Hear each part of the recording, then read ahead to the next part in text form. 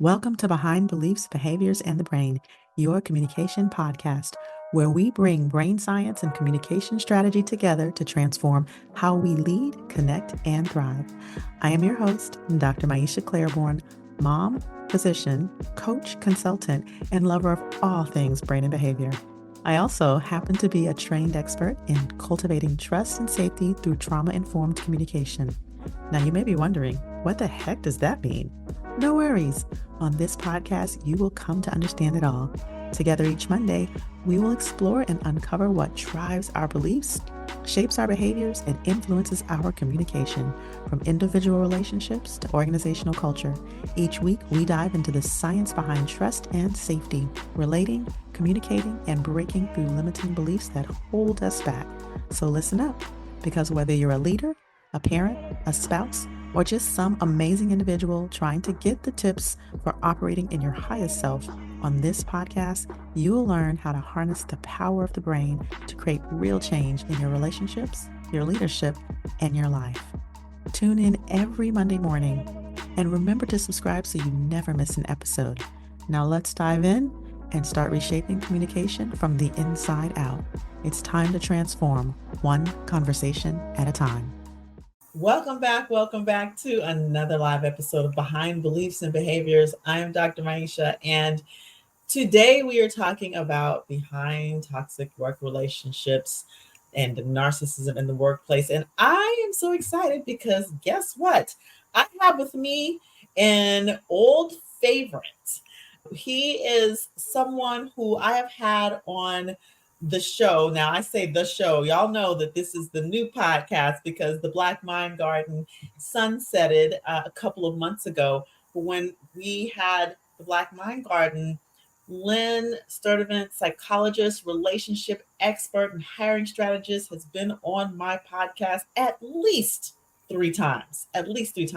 And they have been some of the most listened to episodes. We have some really good conversations. So I reached out to him. He reached out to me. We were like, what are we going to talk about? And one of the things we have not talked about, we've talked about lots of things, relationships, but we have not talked about work relationships, and particularly toxic work relationships. And as you all know, I'm all things communication and psychological safety, and he's all things relationship expert, hiring strategist, and he's got some things to say about narcissism.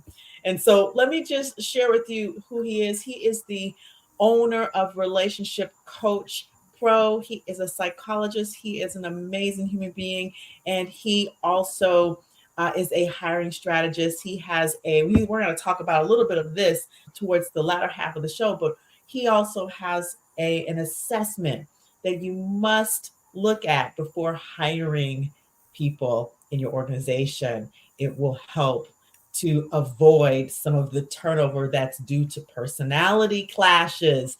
So I am super excited. You know, I love personality profiles. I'll talk about the Myers-Briggs all day. It's not necessarily that, but you know, I love that kind of talk. So welcome back. Welcome back to the stage with me, Len. How are you doing? I am well. It's summer and trying to get down to the beach before the prices go up. North Carolina. Yes, I forgot you live near the beach. Yeah, Well, so yes. great. Well, for those people who are listening this is their first introduction to you. Many people who listened to the Black Mind Garden have followed me over to Behind Beliefs and Behaviors, but we do have some new listeners. So please introduce yourself and let us know who you are and what you do and how you've gotten to where you are. Okay. Oh, it's a long journey. So, Len Sturdivant, I'm relationship coach pro. I see couples who are stressing out and trying to come back together, and I help them to look at the factors that are impacting the relationship. And it hit me one day that dating is hiring, and you should probably follow the same pathway. You know, the scrutiny that you use in dating is the scrutiny that you should use in hiring, and the light bulb went off. Hey, so I've been transitioning into doing personality assessments for businesses who need to vet incoming onboarding employees for cultural fitness.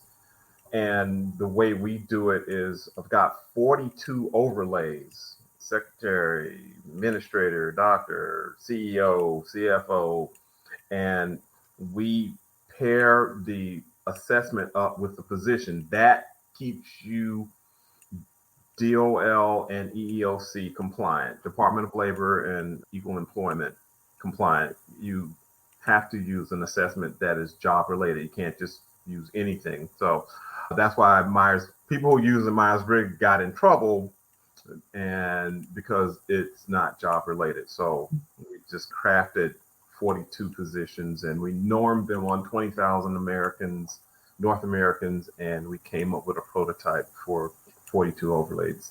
So Very cool. Very cool. really cool. Yeah, very cool. Well, one of the impetuses for this conversation was this assessment, and as we have talked about different toxicities in personal relationships, it's useful, I believe. And I love what you said, like the rules that you might use for dating might be similar to ones we could be using for hiring. And so I want to talk about what's behind these toxic work relationships. And then I really want to move in a little bit into narcissism, because I think that narcissism in the workplace is not talked about. But it's rampant, and it's kind of the elephant in the room, in that, well, 50% of the US population voted for Trump.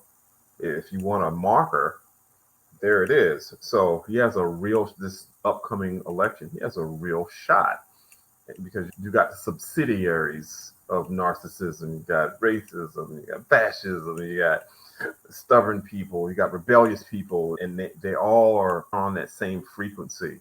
And a lot of them come to work, and the drama that they have at home will be replicated at work. So it's incumbent upon the employer to make sure that you're not bringing people in who are going to be disruptive to your culture, who aren't consistent with your culture, people who play well in the sandbox. Yeah. And so that's really important. Yeah, absolutely. Absolutely.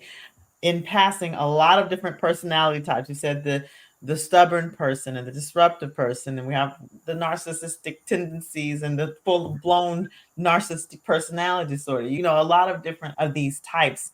And so I'd love to focus in, because I believe that we could talk all day if we were to talk about all the different personality types that can create toxicity, because not all of them, I want to be mindful of the use of binary, but not all of them are super harmful in and of themselves. Some of them are, but then in put in the same settings and having a dynamic created is what creates the toxicity of the workplace, rather than the personality itself being harmful. So I just wanted to get your thoughts on that aspect of it. Sure. Well, your brain loves symmetry. It loves homeostasis. One of the measurements that I look at on the assessment is contentment. Now, if you got a 1 or 2 in contentment, you probably got something going on at home. And so when you come to work, if you don't talk it out, you'll act it out. So the scenario, hey, Len, we want you to look at our top performer. There's something going on with him. He's not really talking to us. Can you just talk to him? So I do business coaching as well. So I'll talk to him. I'll give him the assessment, and I'll see, it's a psychographic profile. It's 24 personality traits. The one that kind of jumped out at me was contentment. I said, man, what's going on at home? It seems like there's something troubling you at home. And the guy finally admitted, he's like, well, yeah, I'm starting to go through a divorce. Yeah, I know it's impacting my numbers, but, I've been married for 22 years. I got children, and everybody's shocked about this. I'm shocked. We're shocked. And it's probably showing up in my numbers at work. That's what it is. And, well, your employee's concerned about you, so they want you to get help. So talk to me about what's going on at home. Okay. And then we get into he's bottled it up. He hasn't talked to anybody about it. And most people have a hard time accepting help. let alone asking for it. So when you get those kind of folks in, and once you get them to talk, then they can start to relieve some of this pressure. And of course, I talk to people about divorce all the time. Say, "Would you think she will come on?" I said, "Yeah, let's talk to it." Because what I know from the relationship world was that when two adults go into that parallel escalation, it's not the adults in that's fighting, it's the children on the inside of them that's fighting. And when they come back down, "Oh baby, I'm sorry, I didn't mean that." So we talked about that and have his wife to come on, and big misunderstanding, some resentment that was in there from an expectation that wasn't fulfilled, and then it wasn't talked about. So it turned into resentment, and resentment kind of spreads. And so we able to save the marriage. And once we got them out of the immediate danger, then his work performance it went up. Right. So he's happy at home now. There isn't going to be a divorce. We're going to work this thing out, and he went back to being the top performer. So the assessment is wonderful in identifying folks who may be going through some things that you can be proactive and say, "Hey, talk to our business coach, Len. He can help you out." Yeah. And I think it speaks to what you said earlier, which is the personality or the behavior that's happening in and of itself may not be something that's overtly harmful. It may be a product of what's going on at home, right? So there may be behavior that's harmful to, obviously, this particular case, it was harmful to his performance. It was harmful to, the numbers of the company. It wasn't harming a person per se, right? No. Than himself.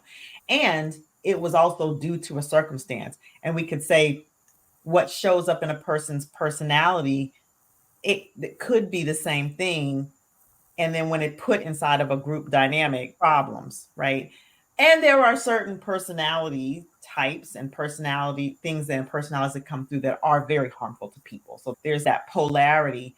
So let's talk a little bit about narcissism, because I think that is one of those tendencies, one of those patterns that is very harmful to people in personal and work relationships. And I specifically want to talk about, how does narcissism tend to show up in the workplace? Wow, you've got so many shades of narcissism. You've got the altruistic narcissist who comes into his job is to save the day and to see if I can get all the glory from it. You've got covert narcissists. Covert narcissists are probably the most dangerous. They'll smile and look. They can exhibit empathy. It's not that they don't have empathy. The empathy they have is dysfunctional. So they can appear genuine and concerning. And then you've got your overt narcissists. You can see them a mile away, show off, flashy, can't coach them, can't tell them what to do, self-absorbed. These different types of narcissism is throughout the workplace. And it's amazing how they show up, because it's not something that's obvious, but it's very subtle. I did a dissertation on narcissism. Does narcissism influence divorce? And everybody's like, yeah, well, duh. But I had to look at 3,000 narcissists to come up with the actual numbers. So it's very true that it does impact it. So the workplace is very similar to home. So if I'm narcissistic at home, when I come to work, I'm looking for symmetry. I'm looking for balance. I'm looking to have some of the same things so my brain can know what to expect. Well, so let's talk about a little bit more about some of the less overt ones.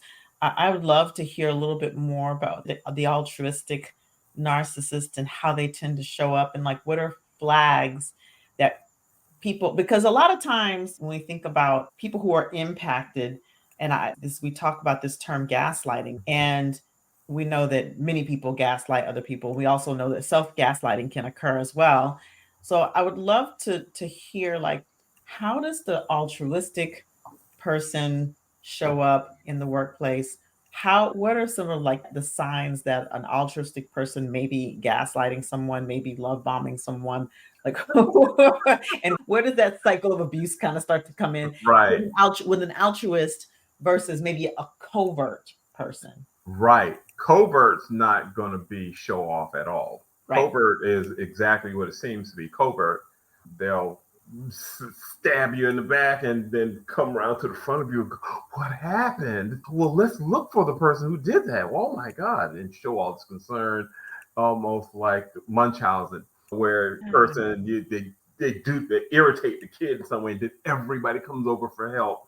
So the covert narcissist won't draw that kind of attention. The altruistic narcissist gets his or her narcissistic supply from the praises of coming in and saving the day. You turn the data center back on, or you fix the problem that we were, and it's all about getting that narcissistic supply. Once you find that narcissistic supply, you just keep doing more of the behavior to receive the supply.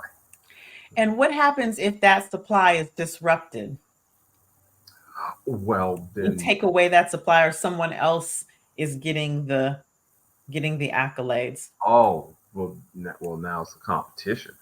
So, or you're trying to steal my supply, or you're trying to steal my spotlight. Well, that's a problem, because I'm the big dog around here. I get praise and adoration. I don't know who you are. So it's all kind of sabotage plots, and I'm going to get my power back, and I'm going to restore my narcissistic supply. So I'm going to continue to do those things that give me glory, that in the eyes of the people around me, I'm the hero. Like, I'm the one who comes in and saves the day.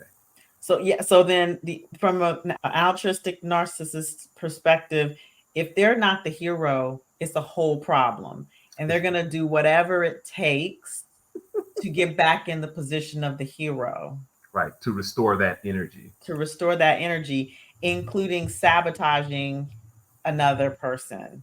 And then being like, oh, what happened? Right. Set the fire and then come in and put it out. Or maybe sabotaging them and then coming and saving the day. Right. Yeah.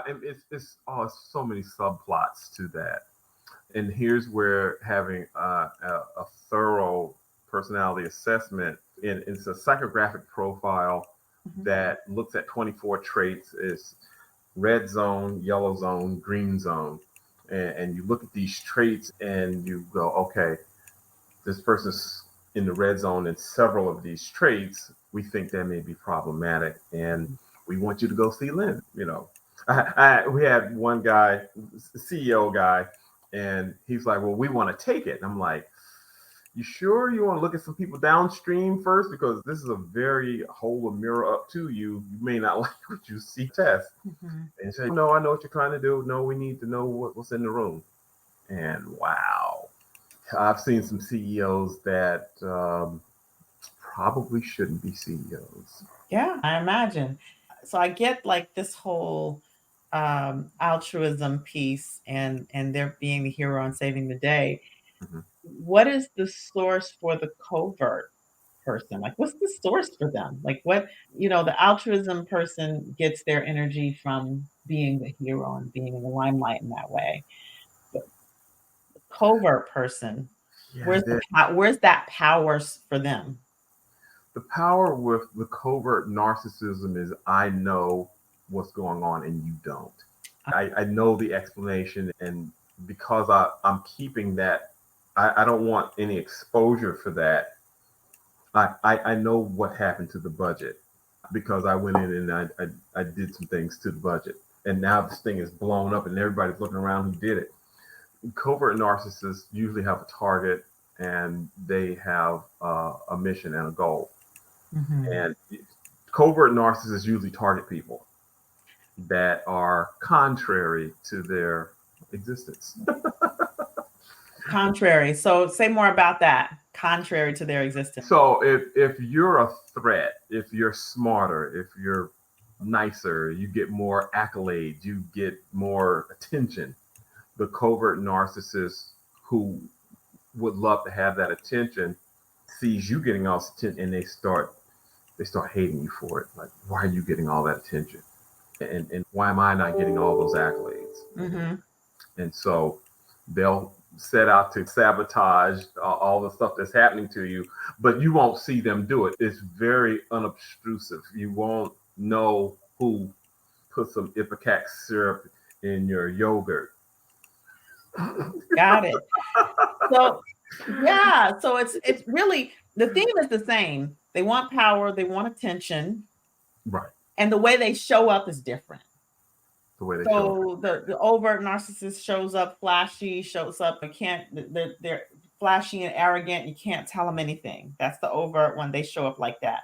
Mm-hmm. The covert one may only show up as may show up as quote unquote, I'm going to say quote unquote, normal. Like, oh yeah, you know, yes. You would and then, never suspect when they finally get caught. People go, "I never saw it coming." They right. are so nice. Oh my goodness, yeah. Versus the overt or malignant narcissist, Malignant, more technical term, like Donald Trump. You can see him coming a mile away. Donald Trump's comorbid with, usually if you're narcissistic, you're usually comorbid with something else. Yeah. Right? Yeah. And so then you have the altruistic who shows up as the hero in the story always. So that's there. So they just show up differently in the story. Now here's the question I have, because I think this is what probably a lot of people are asking who are listening.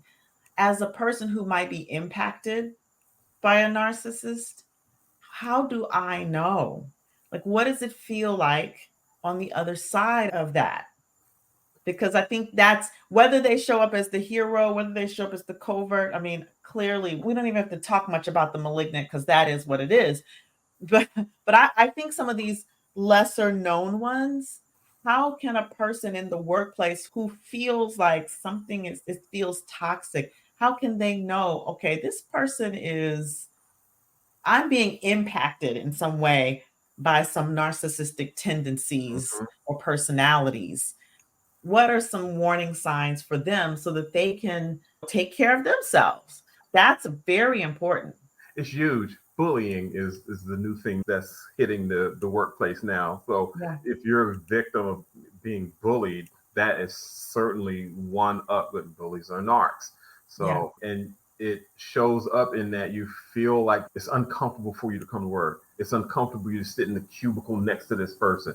If you're especially if empath, I'm an empath, highly sensitive people, introverts, empath, nurturers, these are the people who are narcissistic suppliers, and they're going to attract people who need to be helped, healed, fixed, saved, or rescued.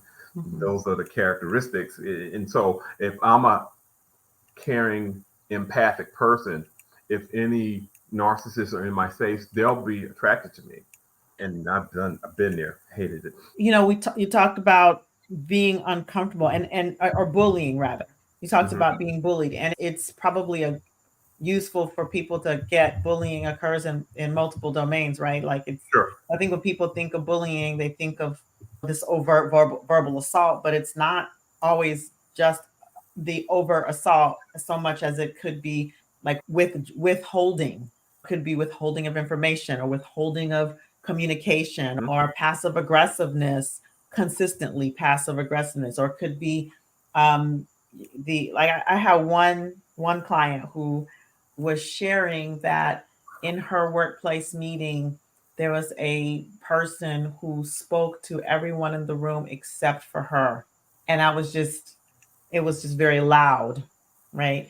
And so like, that's like a form of bullying, withholding, we'll say affections for lack of a better word, because in the workplace, we know that could be taken a certain way, but like withholding that connection, that's the withholding connection. So like there's the withhold in addition to the actual act of assaulting or the aggressions, the acts of exclusion, overt acts of exclusion or subtle acts of exclusion. These are these types of things, whether it be in verbal communication, in nonverbal communication, or in digital communication, because that can show up as well. So yeah, that bullying. And yeah, that's really interesting. And I mean, gaslighting us also, again, is a form of bullying. So when people exit, especially highly sensitive people are usually the first to exit. And in the exit interview, what I'm hearing a lot of is the money's fine. It's the people who are in management who are driving folks off. So one of the things we do in our corporate enterprise packages, we look at the rank and file, we look at your managers, and we can identify those managers who may have that issue. And if you're running folks away, or if people are exiting because of management, then it's time we take a look at management and who's doing it and what are their motivations. And if it gets political, so doing an assessment one time, and I did all these assessments, and it's like this one stood out. I'm like, well, who is this person? I'm blind. I don't know name, number, race, gender. I don't know any of it. So I'm looking at a profile. I'm like, well, wow, who's this? Well, that's the president's son. Like, oh, okay. Who has free reign to do whatever he wants, terrorize people, doesn't really like the job, needs the money, father's there who doesn't really rein him in, and the people around him complain about him, but no one does anything about it. Yeah, yeah.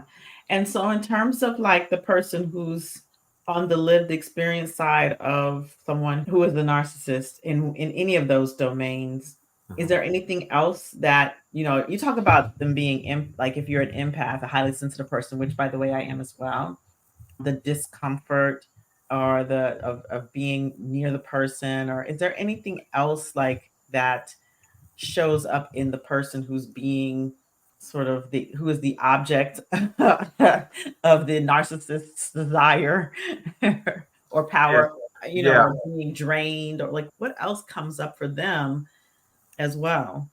So highly sensitive people in the workplace, they're going to attract.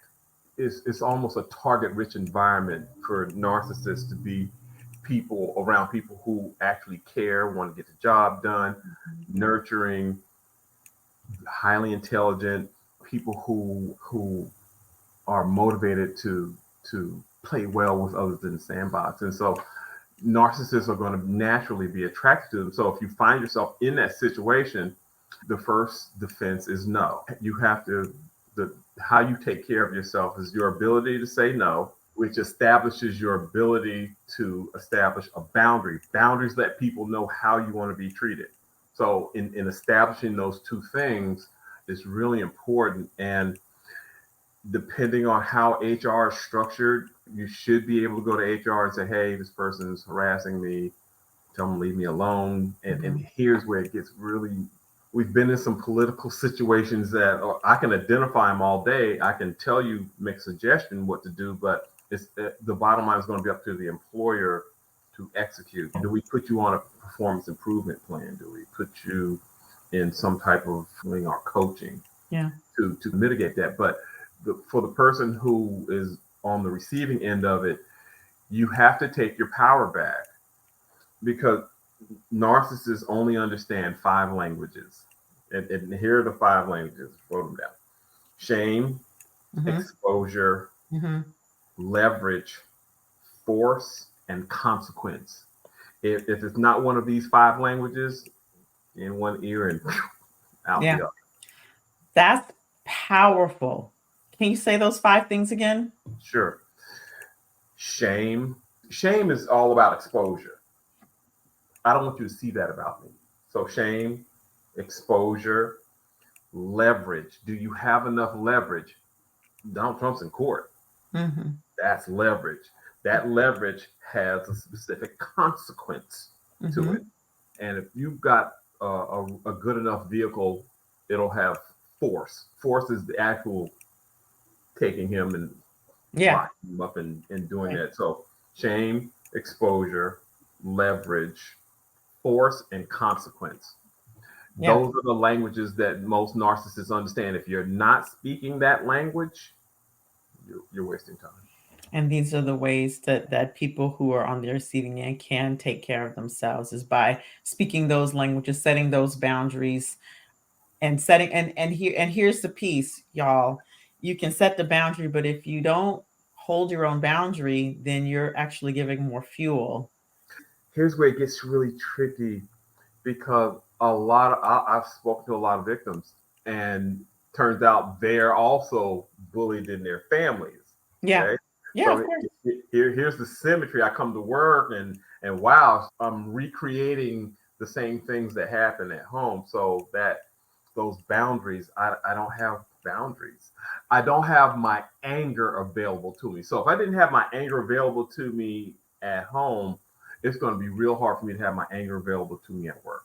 Correct. And here's where it gets tricky because Yeah. you have got to tap into that anger to say, hey, speak one of these five languages, Mm-hmm.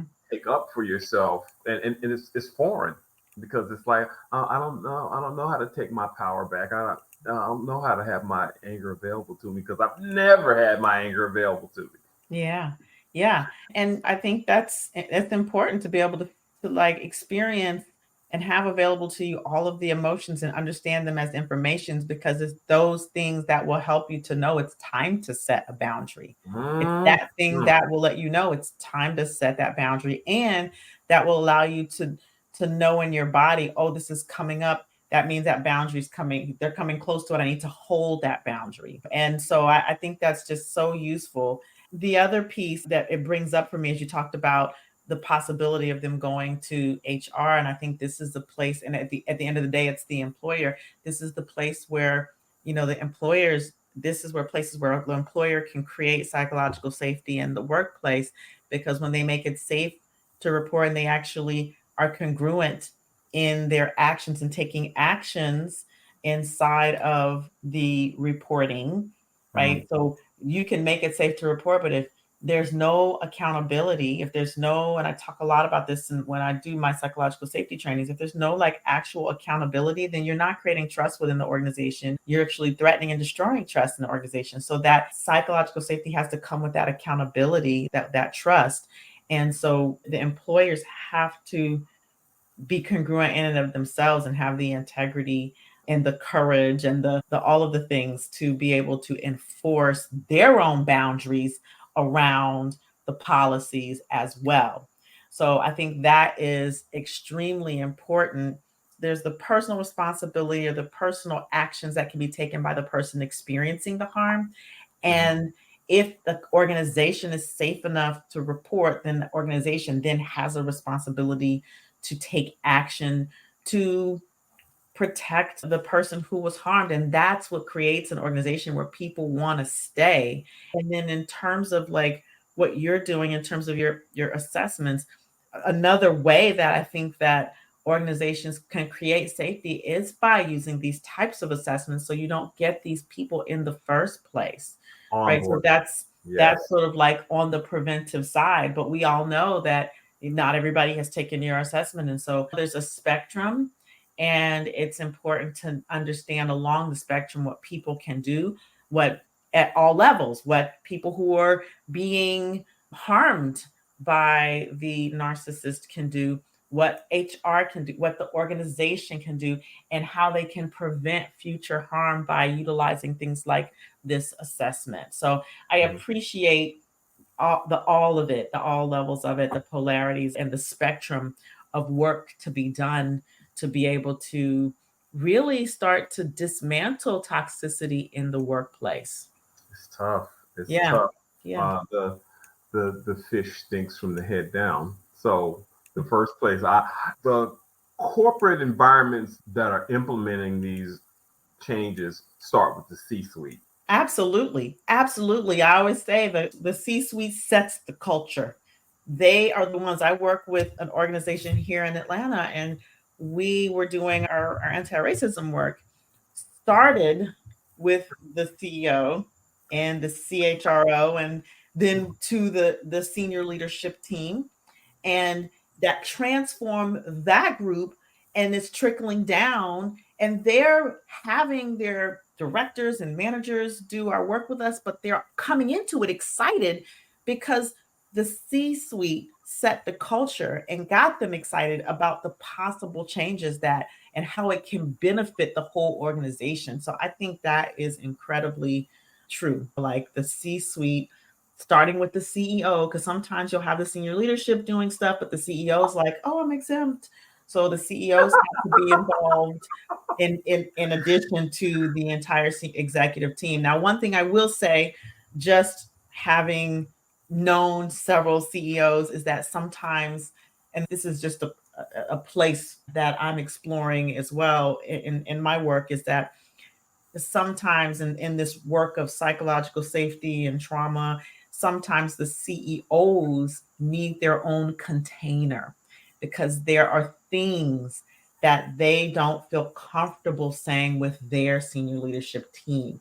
And so one of the places of exploration that is how do we create the container, the safe space for them, because they're at the top and we all know it's lonely at the top. They're answer to the board members, of course, but still inside of the organization.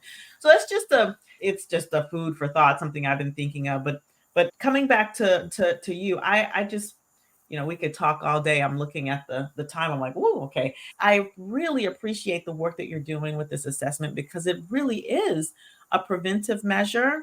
It is a place where organizations, it is an actionable step where organizations can begin to create safety by, preventing toxic people toxic personalities, I should say, coming into their workplace, and where they can examine dynamics between personalities, because while not all personalities are toxic personalities, dynamics can become toxic among personalities. And when you know this, then you can actually manage that aspect of it. So there's just all kinds of things that these kinds of assessments can do to make a workplace safer for the organization, and to know then what's next to do, what kinds of trainings, what types of coachings, what types of educations or courses or programs can be done. And so thanks for bringing this element into the conversation. And I would really love it if you would share with the audience very quickly, how can they reach you if they are like, ooh, let me explore this assessment? How can they reach you and talk to you about it? Sure. hiringsolutions.pro is the website. And the assessment is $450. And we give you a 45-page debrief, and you actually sit down and talk with me. Now, one of the things I emphasize, and this is really important for me, is I emphasize redemption. Okay, you can come in that way, but I believe in people being able to say, hey, this is going on. Hey, let me talk to you. Let's try these behaviors. I know that in order to create, the brain hates change. So in order to create a change, we have to do a behavior 28 times in a row through inculcation. So say, hey, here's some behaviors that I want you to try out and go back into the workplace and begin this process of redemption. Because the inside, I'm also looking at what's driving this person. Are they in the adult state or are they in the child state? We try to get them out of that child state and into that prefrontal cortex where I can make adult decisions and not let my child part get in there. Because once my child part, and it's the most fluid switch ever, once I'm in my child energy, scorch earth. Yeah, absolutely. Absolutely. So hiringsolutions.pro. Y'all, we will have this in the show notes so that you can reach out to Len and ask him and bring him on to give these assessments to your folks, your people, your staff, your leaders, your executives. So please go to hiringsolutions.pro and check out my friend Len, and share this episode. Share this episode with a colleague, with a coworker, with a leader in your organization, with a friend, with a family member who maybe work in an organization, because I think this is so important. So many people are dealing with mental health issues in the workplace, and some of it has to do with the dynamics of toxicity that exist on all levels.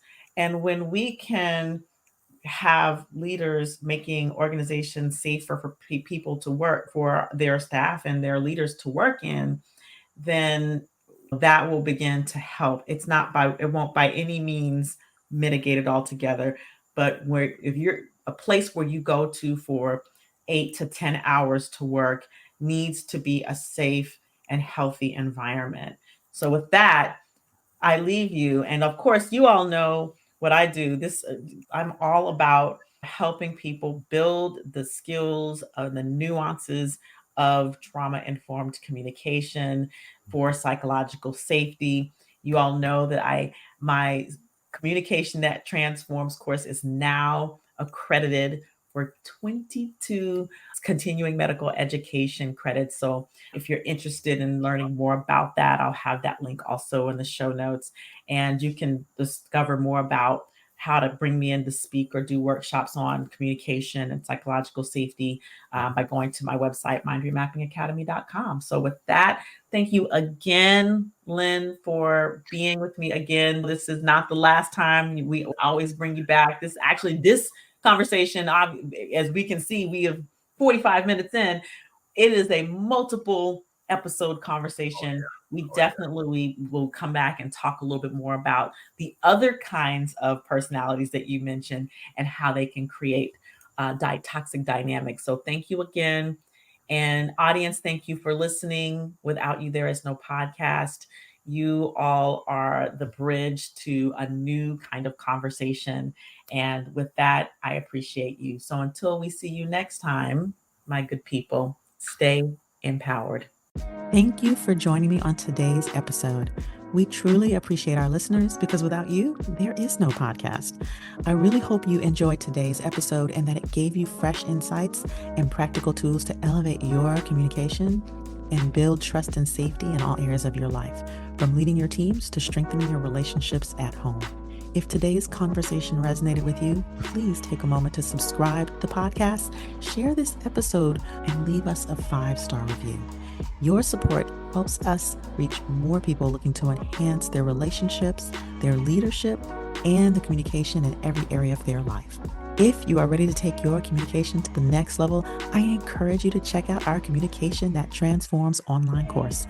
This course dives deep into creating psychological safety, mastering trauma-informed communication that allows you to build behavioral flexibility and tackle any circumstance in your life. You'll learn practical strategies for handling difficult conversations, navigating conflict, and cultivating trust in a way that truly resonates with the people around you and leaves them feeling seen, heard, respected, valued, and welcome. This course is designed to help you transform not only how you lead, but how you show up in all your relationships, whether in the boardroom with your teams or at home with your family. Check out the course at mindremappingacademy.com/TICC to learn more, see the full course catalog, and register. This link will also be in the show notes. That's www.mindremappingacademy.com/TICC. Finally, if these topics resonate with you and you want to bring them to your department, your team, or your organization, I'd love to speak with you. Reach out to me and invite me in for a workshop or a conference tailored to elevate your organization's trust, collaboration, communication, safety, and belonging. You can learn more and reach out to me by visiting mindremappingacademy.com/corporate-programs. Remember, change happens one intentional conversation at a time. With one small shift in how we connect, listen, and lead. Keep listening with intention and communicating with clarity. And until the next episode, stay empowered.